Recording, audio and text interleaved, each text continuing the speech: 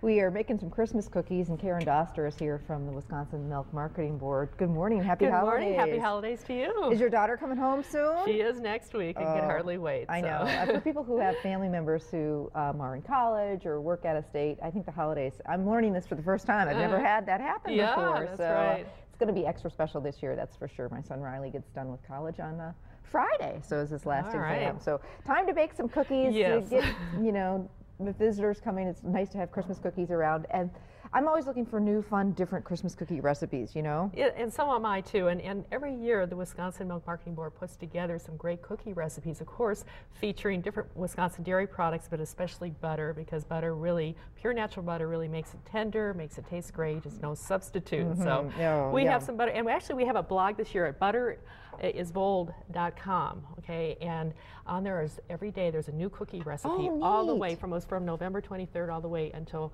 Christmas Eve. So that's a great one. GoBoldWithButter.com is what it is. Yeah, it's a connection to our website, eatwisconsincheese.com. So this is one of them, and this is Pecan Pie Thumbprint cookies. I know somebody who'd like those. My husband loves if you love pecan pecans pie. and you know, nuts, and they're really pretty. These are gorgeous cookies. Yes, they are. So there's a few steps to it, but first we're going to make our dough, and we're going to start, of course, with our butter. That's at room temperature. I recommend unsalted butter generally when you're baking cookies and baked goods. That's what bakers recommend. And then we also have 4 ounces of cream cheese softened, and so we want to cream that together till it gets nice and fluffy. And that's so important to not hurry that step, you know. That's really, right. You have to, at home you're going to be doing this a little longer. Butter at room temperature always? Right, butter as well as the cream cheese. But do not put the butter in the microwave. Yeah, that's not the way to soften it. If you need to, cut it up in smaller pieces. It will go a lot quicker. I agree, and I have to tell you, every time I try the microwave thing, it doesn't work. No, it doesn't. Even if you just put it in there for like 2 seconds, it does not work. It doesn't, and then it does affect the texture and all that. So so get that nice and cream. That a little bit longer. And then we're going to add 2 sugars. We have a half a cup of granulated white sugar and a half a cup of light brown sugar that we want to blend in as well. And generally, when you cream butter and sugar, and in this case cream cheese as well, you want to get it to like a light and fluffy stage. Usually 2 to 3 minutes is generally the rule of thumb for that. Okay. And then we have a few more ingredients for our dough. Going to do vanilla. And I want to kind of put it on lower speed when we add this, okay? So we have a tablespoon of vanilla extract, about a 1/4 teaspoon of salt. Again, you don't have salt in the butter, so this kind of gives a consistent flavor. We have some pecans here, a half a cup of finely chopped pecans. It's going right into the dough. And then we have 2½ cups of flour. And you want to blend that all together till you know, it's well blended, but not too long. So just until it's blended. And this particular dough, I actually have some finished here. As I recommend with most cookie doughs like this, when you want to roll them into a ball, refrigerate them to get them nice and cold. 30 minutes to an hour or overnight would work as well. So this is kind of one of those make-aheads. Yes. And the reason you want it nice and cold is because it will keep the, you know, the texture won't flatten out too much. If it's too soft and too warm, it won't. So here's the dough that's perfect and nice and firm. And then we want to take about 2 tablespoons. And roll them in balls. So you could start doing that.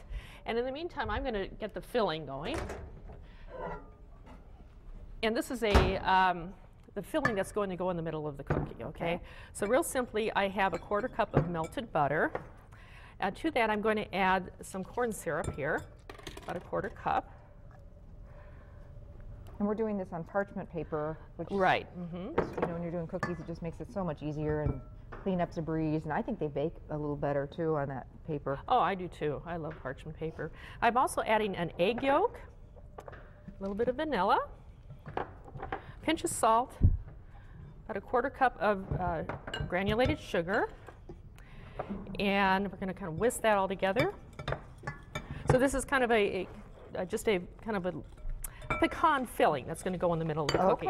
So with those balls of cookies that you have there, we're going to make a thumbprint. This is a thumbprint cookie, or, you know, kind of an indentation. There's lots of cookies that have this kind of style, and this one is with pecans.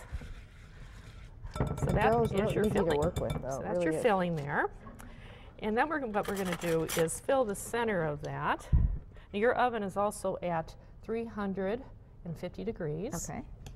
So this is the way it looks. And you want to bake them. It takes about 12 to 16 minutes, depends upon your oven. You want to kind of, it recommends you turn it about halfway, turn the sheet pan about halfway through. Okay. Until it's kind of light and, you know, brown. And but you don't want to overbake them. So that's what goes into the oven. And here's what they look like when they come out. That's right. Now there's one more step though too, and we actually have some caramel drizzle. So once those have cooled, you're going to take about 15 caramels that you unwrap, and about a couple tablespoons of heavy cream, and then put that in the microwave to kind of melt it. And then you're going to drizzle. Ooh, yum. Another spoon so here let the on cookies top. cool a little bit? Yeah, cool. Yes, you do want them to cool. So we'll put them on a plate. Well, and I would actually almost recommend, you could do it this way too, but you could put like a some saran wrap or some foil or some wax paper underneath and drizzle them right on the rack there so they don't drip through. But this Yum. looks oh my gosh, good these look so delicious. Isn't that good? Really, really, really good. Fun. Yeah.